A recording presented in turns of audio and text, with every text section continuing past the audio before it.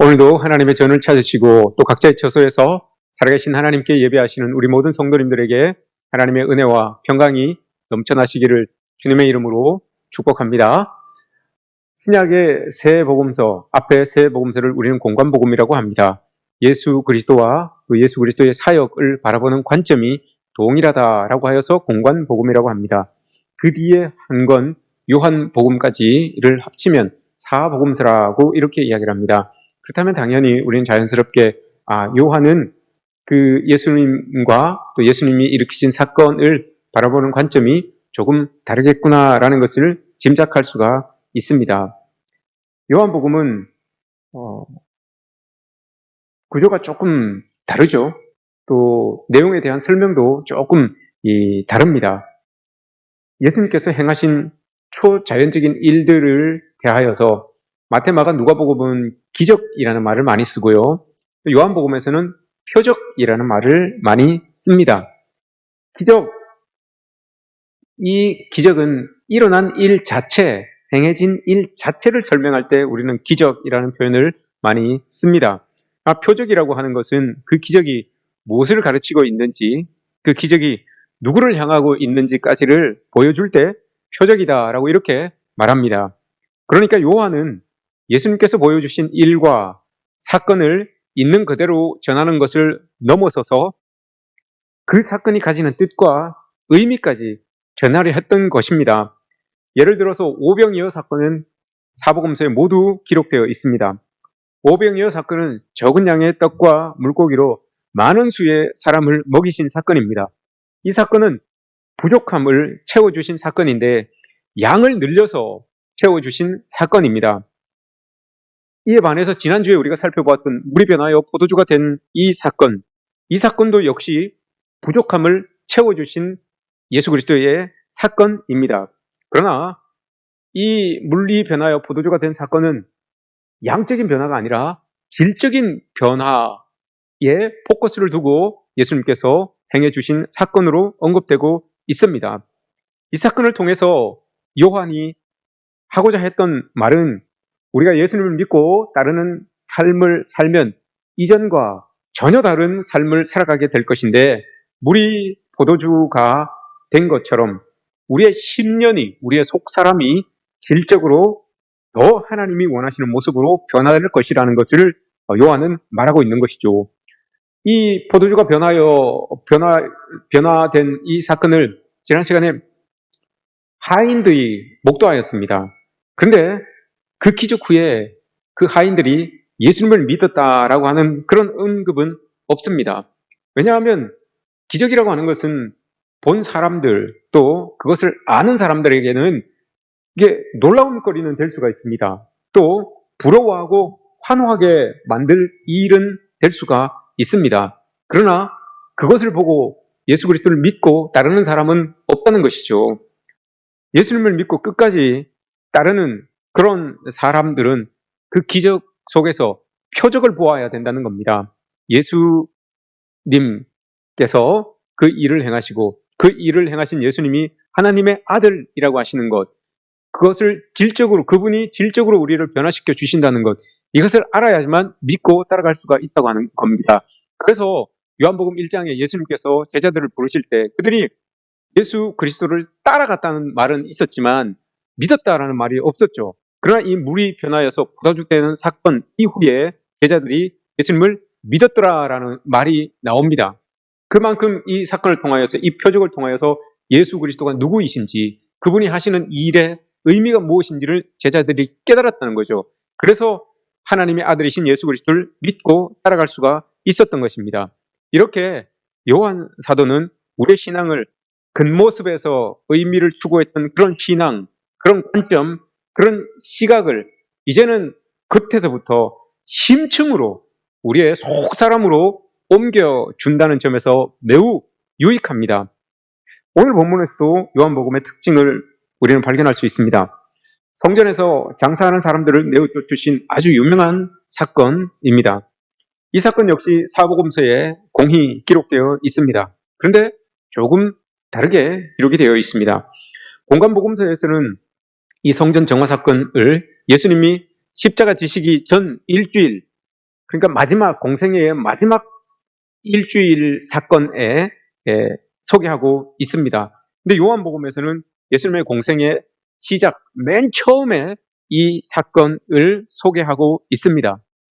또 한 가지는 공관복음에서는 예수님이 성전에서 장사하는 사람들을 내쫓으셨다라고 이렇게 말씀을 하시죠. 근데 오늘 우리가 읽은 본문에서는 장사하는 사람들을 꾸짖으신 것은 맞지만 그 사람들이 아니라 그들이 거래하던 소와 양 이런 것들을 내쫓으셨다라고 이렇게 말씀을 하고 있습니다. 왜 이렇게 요한은 소와 양들을 내쫓으신 것에 관점을 두고 있을까요? 그것은 요한복음 1장 29절을 보시면 세례 요한이 사역을 하고 있는데 예수님께서 세례 요한에게 세례를 받으러 나오십니다. 그때 세례 요한이 예수님을 보고 고백한 말이 있어요. 보라, 세상 죄를 지고 가는 하나님의 어린 양이로다 라고 이렇게 고백을 합니다. 이 고백을 요한복음에서 요한은 그 요한의 눈에는 이제 더 이상 소나 양이 우리의 죄를 위하여서 희생제물이 될 필요가 없다는 거죠. 세례 요한이 고백한 것처럼 그 요한은 예수님을 우리의 죄를 지고 가는 하나님의 어린 양으로 모셨습니다. 그러니 하나님의 어린 양만 계시면 이젠 더 이상 성전 안에서 소를 잡아 양을 잡아 우리의 죄를 씻어드리는 그 희생제사가 필요가 없다는 거예요. 예수 그리스도의 은혜만 있으면, 예수 그리스도 그분만 있으면 여러분 우리가 죄 씻음을 받을 수 있음을 이 요한은 고백하고 있는 것입니다. 그래서 성전에서 어린 양이신 예수 그리스도 그분만 있으면 충분하다는 것, 예수님을 대신했던 그 나머지 어떤 것들도 필요 없다는 것, 그래서 소와 양들을 다 내쫓으시는 일을 지금 고백하고 있는 것이죠. 다 제자리로 돌려 보내야 한다고 말씀하시는 것입니다. 사실 성전에서 소나 양을 팔았던 일들은 처음에는 분명 좋은 의도를 가지고 그렇게 시작하였던 겁니다. 구약율법에서 이스라엘 백성들이 하나님의 성전에 나올 때에 늘 그들의 신분에 따라서 그들의 죄가에 따라서 희생 제물을 올려드립니다. 누구는 소를 드리고 누구는 양을 드리고 하죠. 누구는 비둘기를 드리고, 그러나 공통적으로 드릴 때 흠이 없는 걸 드려야 됩니다. 어떤 것들을 드리든지 간에 흠이 없는 것들을 드려야 돼요. 그런데 멀리에서 그 희생 제물을 가지고 오다 보면 이 희생 제물들에게 흠이 생길 수가 있습니다. 부스러기가 생길 수도 있고 다리를 접질릴 수도 있고 무슨 피부병이 생길 수도 있죠. 그러면 그 먼 데서 가지고 온 이 예물이 정말 하나님 앞에 제물로서의 가치를 잃어버리게 되는 겁니다. 예배를 드리지 못하는 거죠. 그 먼 길을 왔는데 제물로 인하여서 흠이 발견되어서 예물을 드리지 못하는 그런 상황이 발생하는 거죠. 그래서 이런 일들을 막기 위하여서 종교 지도자들이, 대제사장과 또 제사장들이 그것을 제물을 근처에서, 성전 근처에서 팔 수 있도록 그렇게 허가를 해준 겁니다. 그러니 먼데 있는 사람들은 편안한 마음으로 와서 하나님께 온전한 것으로 예물을 드리고 또 제사를 드리고 하나님께 예배 드릴 수 있으니 참 서로 좋은 거죠. 예물을 드리는 사람도 준비하는 사람도 참 좋은 것이죠. 또한 당시에는 성전에 들어갈 때마다 성전세를 냈습니다. 반세겔. 예수님도 내고 베드로도 냈죠. 반세겔이에요. 누구나 반세겔을 내야 되는데 그 세겔이라고 하는 것은 당시에 이스라엘이 로마의 지배를 받고 있었기 때문에 모든 화폐에는 로마 시저의 초상이 새겨져 있습니다. 그래서 하나님을 섬기는 또 자존심이 센 유대인들, 이스라엘 사람들은 성전세를 그 시저의 초상이 새겨진 돈으로 드리지 않고 자기들만 통용하는 그 돈으로 성전세를 냈습니다. 그러다 보니 당연히 환전하게 되다 보면 환전세가 생기게 됩니다. 수수료를 받게 되죠. 그러니 그것으로 이렇게 자리하게 되는, 그것을 자리매김하는 그런 이 사람들이 생겨나게 됩니다. 독점권과 인허가권을 가진 사람들이 생겨납니다. 처음에는 좋은 의미로 시작하였는데 이 일이 시간이 지나면서 주객이 전도되어서 하나님의 사랑과 헌신의 마음은 사라지고 형식과 규정만 남게 됩니다. 그 악순환이 여러분 예나 지금이나 다르지 않습니다. 당시 이스라엘 성전의 모습이 이러하였다는 겁니다. 예수님께서 하신 말씀을 잘 살펴보시면 공관복음에서 성전에서 장사하는 사람들을 내쫓으면서 아버지의 집으로 강도의 소굴을 만들지 말라라고 이렇게 말씀을 하십니다. 근데 오늘 말씀에서는 16절에서 아버지의 집으로 장사하는 집을 만들지 말라라고 이렇게 말씀하십니다. 왜 성전을 여러분 장사하는 집으로 만들지 말라고 하셨겠습니까? 장사하는 곳, 가게가 있는 곳, 시장, 이 시장에는 여러분 거래가 이루어지는 곳입니다. 하나님의 은혜는 절대로 거래를 통해서 사고 팔 수 있는 것이 아닙니다. 오직 값없이 공로 없이 주어지는 하나님의 은총을 통해서만 누릴 수 있습니다. 우리가 그 은혜를 힘입어야지만 하나님께로 나아갈 수 있는 길이 열립니다. 우스갯소리로 업종별 대표 거짓말이 있습니다. 배달 음식점에서 전화하면 방금 출발했습니다. 예. 부동산 하시는 분들은 지하철역에서 3분 거리입니다. 뛰어서 100m를 전력 질주로 뛰어서 3분인지 어떻게 인지는 모르겠지만 무조건 지하철역에서 3분 거리밖에 되지 않습니다. 라고 이렇게 이야기를 하죠. 학교 선생님들 이번 시험은 쉽게 출제했습니다. 이렇게 이야기를 합니다. 교장 선생님들 끝으로 마지막으로 결론적으로 목사님들도 마찬가지죠. 이제 설교를 마치려고 합니다. 예, 믿지 마십시오. 예, 마치지 않습니다. 시장은 장사하시는 분들은 뭐라고 하십니까? 남는 게 없어요. 미치고 팔아요. 라고 이렇게 말씀하십니다. 여러분 시장이라고 하는 것은 무언가를 주고 받는 곳입니다. 예수님께서 찾아가셨던 그 성전, 아버지의 집이 그런 곳이 되어 있었다는 것입니다. 하나님의 영광과 은혜는 사라지고 그 소중한 것들이 사라진 자리에 종교로 먹고 사는 사람들이 주인 노릇하고 있고 성도들은 자신의 노력과 공로를 가지고 하나님의 은혜를 거래하는 것처럼 그렇게 성전이 변질되어 있었다는 것을 예수님께서 말씀하고 계시는 것입니다. 그래서 거래가 이루어지는 장사하는 곳, 시장같이 나의 아버지의 집을 그렇게 만들지 말라라고 이렇게 말씀하시는 것이죠. 시장의 특징은 여러분 물량을 확보하고 조절하여서 이익을 남기는 겁니다. 물건을 비축하고 확보하는 것으로 가격을 결정하고 그것으로 나의 힘을 삼고 돈을 만들게 됩니다. 그렇게 거래를 통해서 얻어낸 것은 내 것입니다. 내 것 가지고 내가 사서 내 것 만든 것이기 때문에 내 것이라고 하는 집착이 여러분 생기게 됩니다.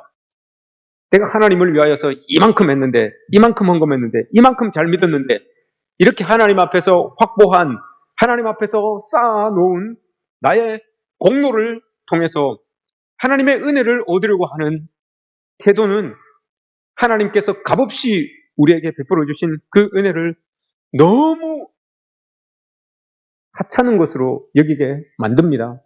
너무 값싼 은혜로 만들어 버리게 됩니다. 내가 얼마나 하나님 앞에, 내가 얼마나 열심히 믿었는데, 내가 얼마나 하나님께 봉사했는데, 내가 얼마나 하나님 앞에 헌신했는데, 여러분 그것을 가지고 하나님 앞에 하나님의 은혜를 거래하려고 하지 마십시오. 예수 그리스도를 십자가에 못 박아 우리에게 주셨던 그 은혜를 여러분 나의 알량한 그 헌신으로, 알량한 나의 공로와 같은 그것으로 여러분 거래하려고 하지 마십시오. 그렇게 되면 여러분 하나님이 얼마나 마음 아파하시겠습니까?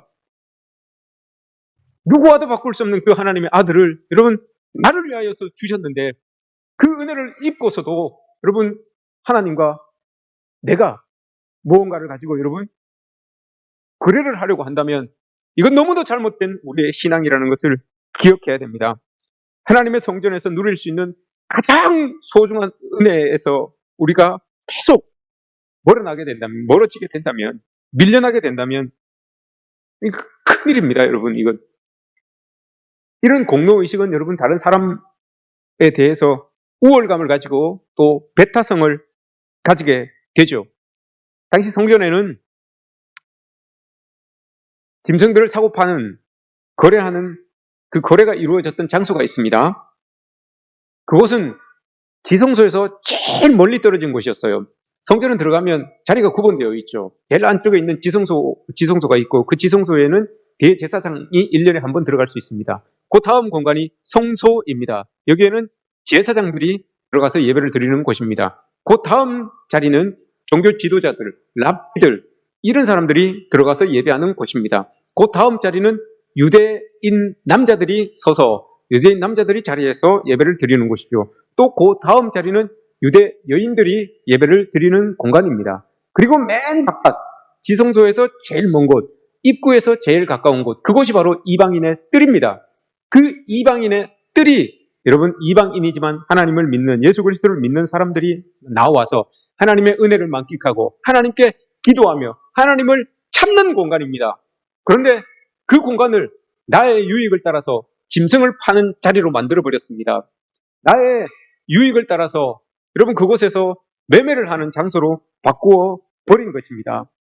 이방인들의 뜰, 지성소에서 가장 먼 곳에 있었지만 그곳에서 여러분 그들이 나와서 하나님을 찾고 하나님께 기도하며 하나님의 은혜를 만끽했던 그 자리인데 하나님은 그 자리를 지금 예수님께서는 성전에 들어오셔서 여러분 소와 양을 쫓아내시고 성전에서 물건 파는 사람들의 상을 뒤집어 엎으신 이유가 그거예요. 나는 이들에게 기도하는 자리를 찾아주겠다, 이런 의미죠. 나는 이들에게 하나님의 임재를 경험할 수 있는 이 자리를 찾아주겠다라고 하는 그런 의미를 담고 있는 겁니다. 그래서 소와 양을 쫓아내 보내셨고 물건 파는 사람들의 상을 다 엎어버리신 겁니다. 이 자리는 물건을 팔아서 나의 유익을 챙기는 그런 자리가 아니라 없고 힘들고 어려운 사람들이, 예수 그리스도를 믿는 사람들이 언제든지 찾아와서 하나님께 기도하고 하나님의 은혜를 누리는 공간이라는 것을 예수님은 알고 그 자리를 회복시켜 주시기 위하여서 오늘 이렇게 성전 정화 작업을 하고 계시는 것입니다. 그래서 여러분 마태복음 11장 17절에 보면 예수님께서 그렇게 말씀하시죠. 내 집은 만민이 기도하는 집이다 라고 이렇게 이야기를 합니다. 물건을 팔아서 유익을 챙기는 것이 아니라 하나님과 거래를 통하여서 하나님의 은혜를 그렇게 거래를 통하여서 얻으려는 그런 것이 아니라 누구든지 와서 하나님께 기도하고 하나님의 은혜를 구할 수 있는 만민이 기도하는 집이다라고 이렇게 예수님께서 말씀하시는 것이죠. 교회가 여러분 세상째 지고 가는 하나님의 어린 양을 제대로 보지 못하고 우리의 중심이 하나님에게서 멀어지면 멀어질수록 자기만의 공간과 영역은 계속 키워 나아가면서 이웃을 위한 영역, 이방인들의 뜰은 계속 줄여 나아가며 없애게 되어 있습니다. 그렇게 되면 여러분 신앙생활을 하면서 내 공으로, 내 기준으로 사는데 능숙해집니다.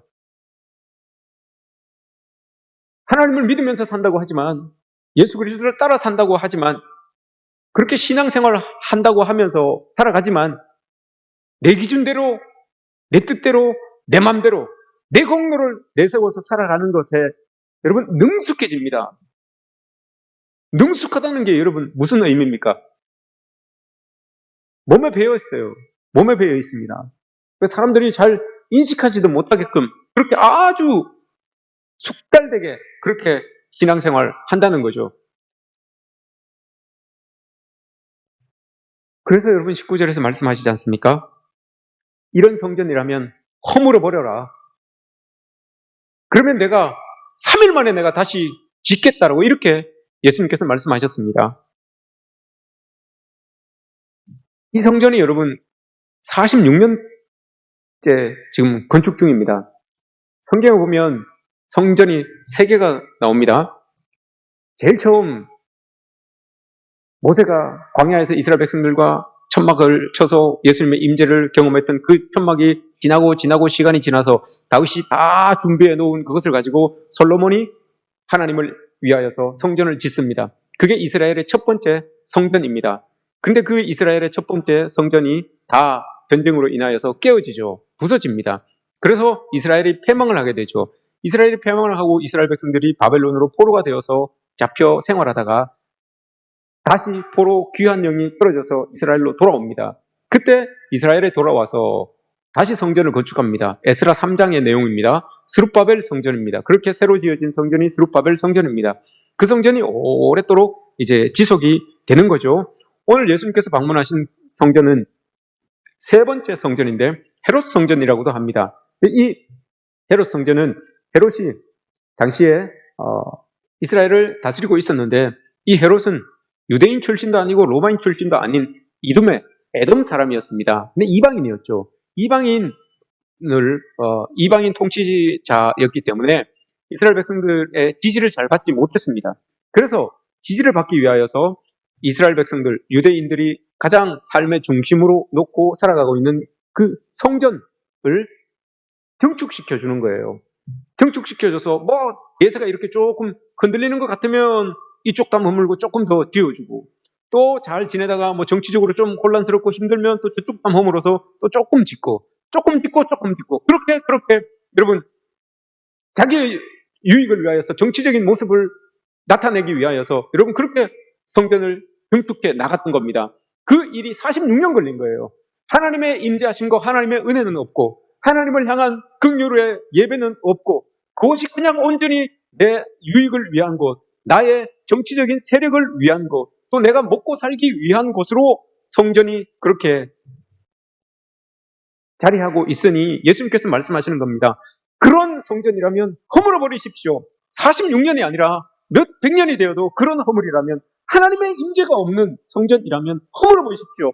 그러면 새 상제를 지고 가는 하나님의 어린 양으로 3일 만에 성전을 지어주겠습니다라고 이렇게 예수님께서 말씀하시는 것 아닙니까? 여러분 어떠십니까? 46년 동안 지어온 이런 하나님의 임재가 없는 성전이라면 여러분 허물어 버려야 되지 않겠습니까? 하나님의 영광이 없고 하나님의 은혜를 누리지 못하는 그런 성전이라면 여러분 허물어 버려야 되지 않겠습니까? 새 상제를 지고 가는 하나님의 어린 양이 세워주시는 그 성전이 여러분 우리의 성전이 되어야 되는 것 아니겠습니까? 고린도전서 3장에서 그렇게 말씀하십니다. 너희가 성전인 것과 그 성전 안에 성령이 거하시는 줄 너희가 알지 못하느냐? 여러분 알지 못하십니까? 우리 안에 성령이 거하시는 줄 여러분 알지 못하십니까? 그렇다면 여러분 우리도 이 성전을 허물어 버려야 됩니다. 다시 허물어 버리고 세상죄를 지고 가는 하나님의 어린 양이신 예수 그리스도가 세워주시는, 그분이 지어주시는 성전을 여러분 우리가 다시 지원받아야 됩니다. 그리고 그 성전 안에 성령이 거하시는 그런 은혜를 누리시는 저와 여러분들이 되시기를 축복합니다. 이 은혜가 여러분 얼마나 큽니까? 아무리 외적으로 화려한 성전일지라도 그곳에서 하나님의 사랑과 하나님의 은혜가 경험되지 않으면, 경험할 수 없는 장소라면 여러분 그 성전은 허물어 버리는 게 맞습니다. 시장터와 같이 자신의 공로와 하나님의 은혜를 거래하는 그런 곳으로, 사적인 욕망을 채우는 것으로 그렇게 교회가 변해버리면, 내 성전이 여러분 변해버리면 허물어 버리는 게 맞습니다. 세상죄를 지고 가시는 하나님의 어린 양이신 그 예수 그리스도가 세워주시는 그 성전으로 여러분 우리가 거듭나야 되는 것이죠. 그래서 요한복음 1장 14절에 보시면 예수님께서 말씀하시기를 말씀이 육신이 되어 우리 가운데 거하시매라는 말이 있습니다. 거하시매라고 하는 이 말은 여러분 구약시대 하나님께서 성전에 임하셨습니다. 성전에 거하셨습니다. 성전에 임재하셨습니다 라고 하는 그 의미로 사용합니다. 요한은 예수님이 우리에게 나타나신 것, 우리에게 오신 것을 과거 성전에 가득했던 그 하나님의 영광이 다시 우리를 찾아오시고 다시 우리 안에 충만해진다는 것으로 그렇게 소개하고 있는 것입니다. 시장 바닥 같은 성전이 허물어지면 진짜 성전이신 예수 그리스도께서 우리의 참된 성전이 되어 주실 줄 믿습니다. 여러분 집안 정리정돈을 잘 하십니까? 언젠가 라디오에서, 요즘 직업도 참 다양한데 정리수납 전문가라는 직업이 있습니다. 정리수납 전문가. 집에서 참 정리가 어려운 사람들은 그분들을 이렇게 불러서 집 정리를 좀 해주십시오라고 하면 그분들이 착착 이렇게 공간을 찾아서 이렇게 정리를 해주신다고 합니다. 그분이 말씀하시기를 이렇게 말씀하십니다. 집안을 정리하면 그때 비로소 가족이 보입니다. 집안을 정리하면 사람이 보이고 내 자신을 다시 발견하게 됩니다. 여러분 예수님께서 성전을 정결케 하시고 필요 없는 것들을 다 내보내셨습니다. 그래야 진짜 세상 죄를 지고 가는 예수 그리스도가 보이게 됩니다. 그 성전 안에서 여러분 소와 양들이 울부짖는 그 소리로 인하여서 하나님의 음성이, 예수 그리스도의 음성이 들리지 않습니다. 그 덩치 큰 소들이 여러분 자리를 맡고 있어서 비둘기들이 막 날아다니면서 여러분 시야를 방해하여서 어린 양이신, 세상 죄를 지고 가시는 어린 양이신 예수 그리스도가 보이지 않습니다.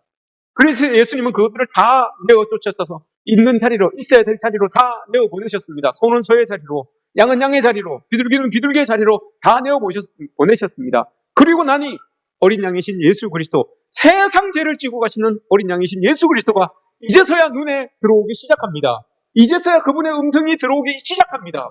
여러분, 마음속에 예수 그리스도, 하나님의 어린 양이신 예수 그리스도를 가리고 있는 것들이 있다면 여러분 내보내셨으면 좋겠습니다. 다 내보내셔서 그것들이 있어야 될 자리로 여러분 다 돌려 모았으면 좋겠습니다. 그때 비로소 세상 죄 지고 가시는 하나님의 어린 양이 우리의 눈에 보여질 겁니다. 그리고 그 예수님의 말씀이 우리의 귓전을 울리게 될 것입니다. 예수님이 오시면 내 안에 새로운 포도주가 만들어지고 채워지는 것처럼 우리가 예수님을 대신하는 것들과 공로의식을 버리면 그때 비로소 세상 죄를 지고 가는 하나님의 어린 양이신 예수 그리스도께서 보이게 되는 것이고, 그분이 지어주시는 성전으로 내가 살아가게 될 것이고, 그 성전 안에 성령이 거하셔서 하나님의 은혜를 누리는 하나님의 백성이 될 줄 믿습니다. 오늘도 내일도 영원히 세상 죄 지고 가는 하나님의 어린 양이 세워주시는 그 성전이 나의 성전이 되어서 그 성전 안에 계시는 성령을 모시고 하나님을 섬기며 살아가시는 저와 여러분들 되시기를 주님의 이름으로 축복합니다.